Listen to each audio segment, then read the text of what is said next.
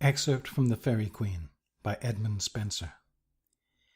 Yea, but, quoth she, the peril of this place I better wot than you, though now too late to wish you back return with foul disgrace.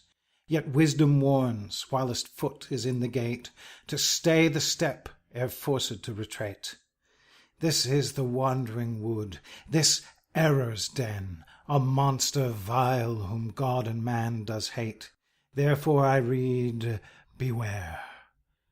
Fly, fly, quoth then the fearful dwarf, this is no place for living men. But full of fire and greedy hardiment, the youthful knight could not for aught be stayed, but forth unto the darksome hole he went, and looked in. His glistering armour made a little glooming light, much like a shade, by which he saw the ugly monster plain, half like a serpent horribly displayed, but the other half did woman's shape retain, most loathsome, filthy, foul, and full of vile disdain. And as she lay upon the dirty ground, her huge long tail her den all overspread, yet was in knots and many bouts upwound, pointed with mortal sting. Of her there bred 1,000 young ones, which she daily fed, sucking upon her poisonous dugs, each on of sundry shapes, yet all ill-favoured. Soon as that uncouth light upon them shone, into her mouth they crept, and sudden all were gone. Their dam upstart out of her den afraid, and rushed forth, hurling her hideous tail about her cursed head, whose folds displayed were stretched now forth at length without entrail. She looked about, and seeing one in mail, armoured to point, sought back to turn again, for light she hated as the deadly bale. I wont in desert darkness to remain, where plain none might her see, nor she see any plain. Which when the valiant elf perceived, he leapt as lion fierce upon the flying prey, and with his trenchant blade her boldly kept from turning back, and forced her to stay. Therewith enraged she loudly gan to bray, and turning fierce her speckled tail advanced, threatening her angry sting him to dismay, who naught aghast his mighty hand enhanced, the stroke down from her head unto her shoulder glanced. Much daunted with that dint her sense was dazed, yet kindling rage herself she gathered round, and all at once her beastly body raised with doubled forces high above the ground, though wrapping up her wreathed stern around, leapt fierce upon his shield, and her huge train all suddenly about his body wound, that hand or foot to stir he strove in vain. God help the man so wrapped in error's endless train. His lady, sad to see his sore constraint, cried out, Now, now, Sir Knight, show what ye be, add faith unto your force, and be not faint. Strangle her, else she sure will strangle thee. That, when he heard, in great perplexity, his gall did grate for grief and high disdain, and knitting all his force got one hand free, wherewith he gripped her gorge with so great pain, that soon to loose her wicked band her did constrain.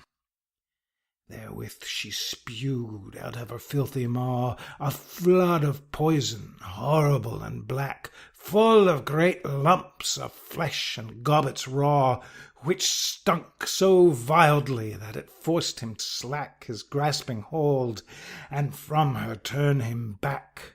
Her vomit full of books and papers was, with loathly frogs and toads, which eyes did lack, and creeping sought way in the weedy grass. Her filthy parbrake all the place defiled has. As when old Father Nilus gins to swell with timely pride above the Egyptian vale, his fatty waves do fertile slime out well, and overflow each plain and lowly dale.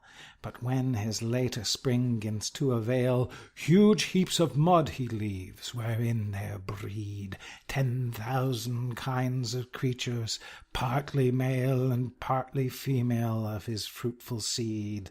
Such ugly monstrous shapes elsewhere may no man read.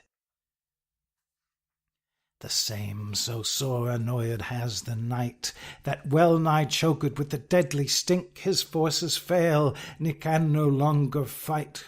Whose courage when the fiend perceived to shrink, she poured forth out of her hellish sink her fruitful cursed spawn of serpents small, deformed monsters foul and black as ink, which swarming all about his legs did crawl, and him encumbered sore, but could not hurt at all.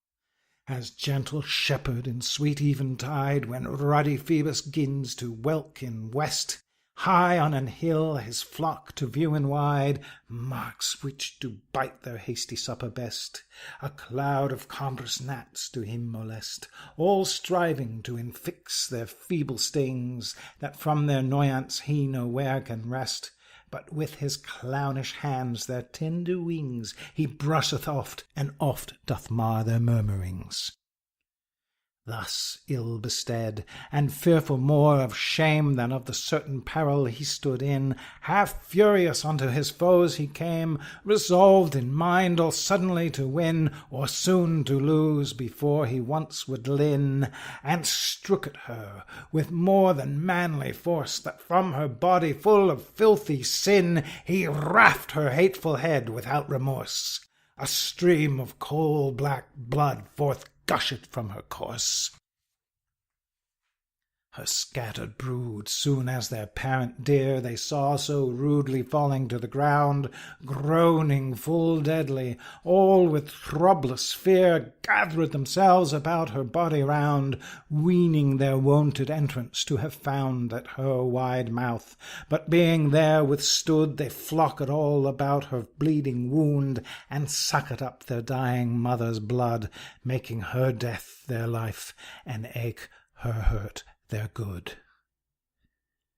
That detestable sight him much amazed, to see the unkindly imps of heaven accurst devour their dam, on whom whilst so he gazed, having all satisfied their bloody thirst, their bellies swoln he saw with fullness burst, and bowels gushing forth.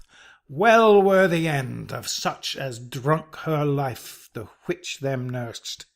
Now needeth him no longer labour spend, his foes have slain themselves, with whom he should contend.